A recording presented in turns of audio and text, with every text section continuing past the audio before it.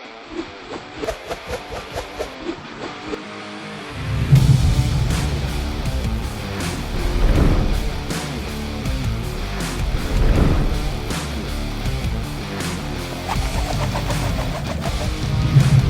welcome you into the first edition of the Red Fox Pregame Show. We are so thrilled to have you here alongside Mike Duda, Pat Sypher. I'm William Rosen.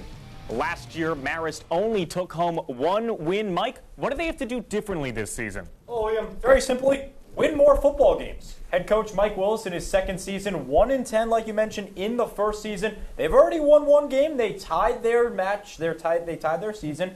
And they need to start winning more games. Defense looks better this year. Offense looks better. Special teams. Pat, keep it going.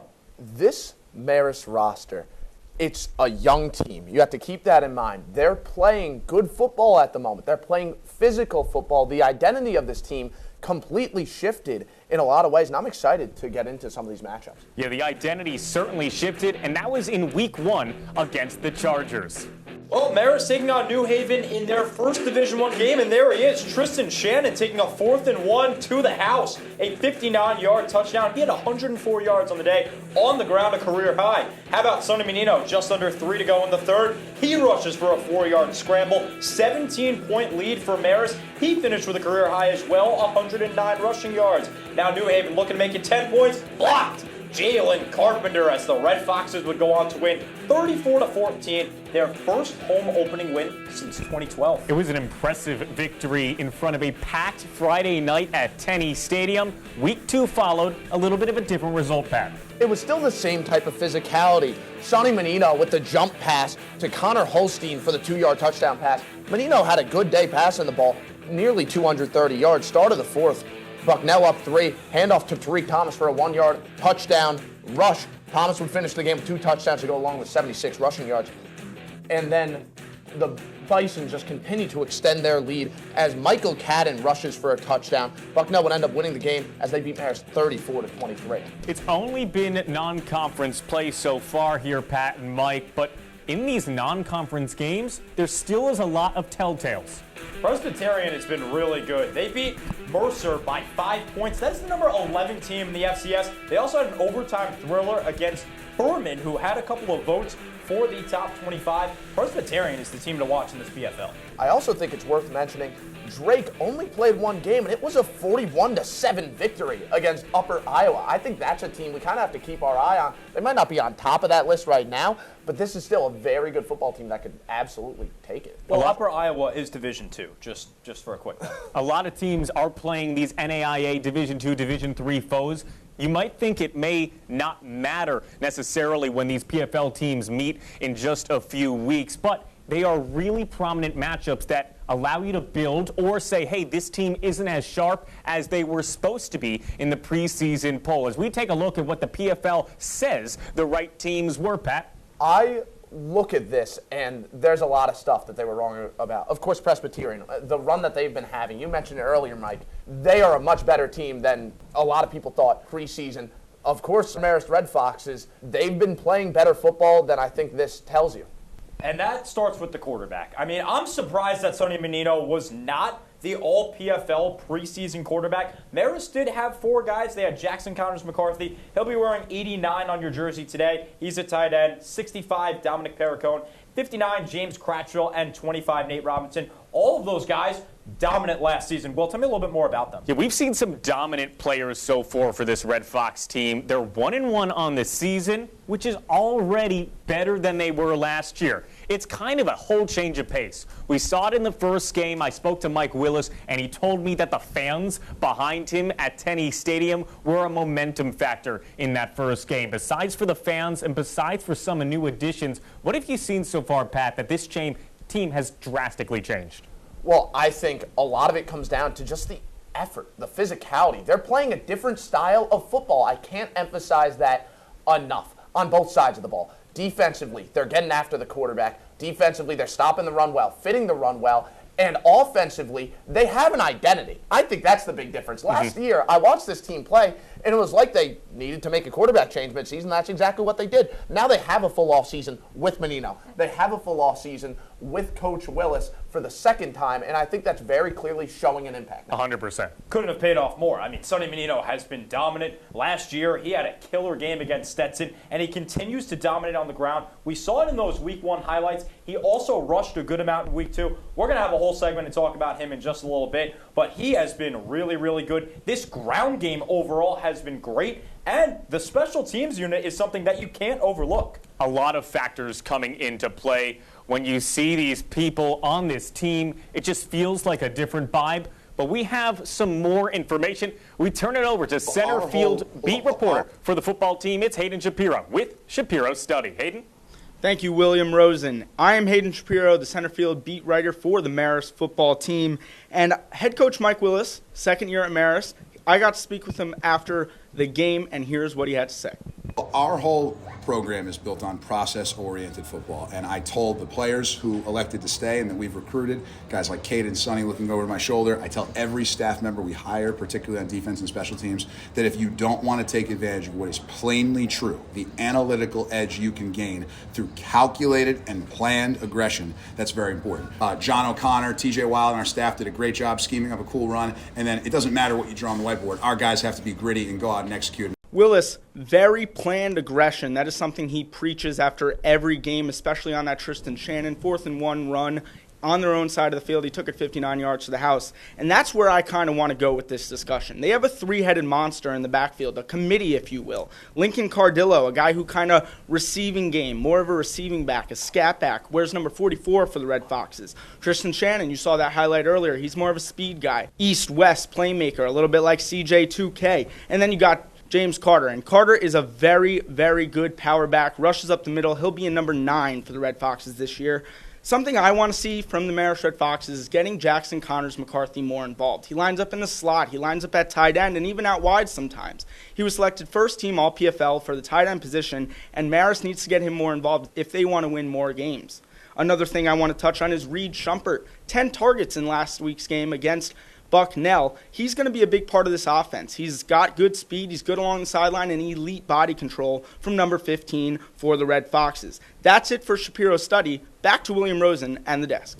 Well, that guy knows his stuff pretty well. I couldn't have said it better. When you're Mike Willis going into last season, it's your first year as the head coach of your first Division I program. His whole mantra last year was fast, physical, together. And they played like that in the game 1 that we saw here, and they played in the same nature in game 2 against Bucknell. The difference was Bucknell played more games in Division I. New Haven only played their first game against Marist, which was their first Division I game. You definitely saw some movement from the Division II level, Mike. I would agree. There was a big difference between Division II and even FCS football. The jump, it's almost in baseball when you're jumping through the minor leagues. It's the same thing through divisions in college. NAIA is so much different than JUCO. JUCO so much different than D3, D3, D2, D2 to D1, FCS and FBS, whatever it is, massive jump. You know who else made a huge jump? That's first-year offensive coordinator TJ Wild. Pat, what do you have on TJ? You talked about playing fast, physical, and together. There's no one that embodies that quite like TJ Well and what he's done as this offensive coordinator. When he was the run game coordinator for John Hopkins, they averaged 200 rushing yards a game. I mean, that is ridiculous. How does he do it, though? Right? I think that's the clear thing. The biggest difference between this year's football team and last year's is the way that they're running the football. It's not inside zone all the time. You're seeing linemen pulling across the formation. You're seeing big old number 65, Dominic Perricone, get out there, paving ways for Tristan Shannon, for James Carter. These guys are getting rushing lanes because of the blocking up front. And TJ Well, he's all about that. He's all about that physicality. We're still seeing those RPOs. We're still seeing them use Menino as a runner. But now it's complemented by amazing physicality up front and some great blocking schemes there. When TJ Wild came into Marist, he wasn't necessarily known so far, but when he comes into a Division I area as the offensive coordinator, he's such a nice guy, but that niceness kind of removes himself from the game. This year, completely different, and it's a different story. You mentioned the blocking up front. but the blocking is doing the most work when it comes to quarterback Sonny Menino. He is taking the blunt force of the trauma, no pun intended, on the runs. He is rushing like we haven't seen him. Menino on the ground over 2 games, 198 yards on the ground over both games.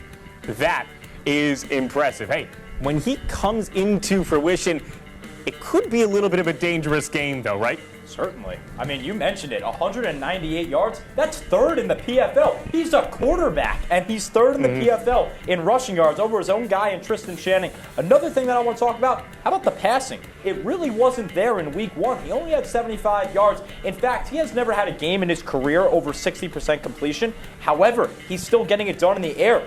A lot of yards last week, over 200 yards, try 229. Not bad. He had a crucial interception against Bucknell, helped lead to the loss. However, he's still a threat in the air in addition to on the ground. He is a devastating quarterback for opposing teams. He's devastating, but Pat, I feel like there could be an issue if Menino keeps going out of the pocket on the initial read. Menino is getting hit. Menino is getting hit. That's no question. But you have to keep in mind, they used to have packages where this guy used to play receiver. All right, that was a real thing last year. So yeah, he's getting hit, but this is a guy that'll take a beating. And this goes back to that culture aspect. He's fine getting hit. He wants to get hit.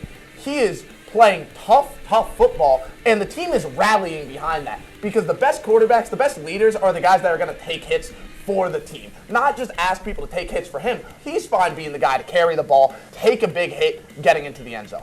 In Staten Island, on the other side of the page, it's not just about rushing on the quarterback end. It's sophomore Jack Stevens. How's he doing on Wagner's side? Well, I look at Jack Stevens, and it's kind of the opposite story. You have one quarterback with Marist that's being asked to do a lot, being asked to make these incredible rushes, being asked to throw for 224 yards, all that stuff. But then you have Jack Stevens, who gets caught in these 3rd and long situations, and they're still not trusting him to throw the football, right? We're seeing some nice quick game here, and that's what they like him doing. But even then, it's not like this is some dink and dunk offense. This is an offense that really wants to run the football, and we'll get to the varying success of that.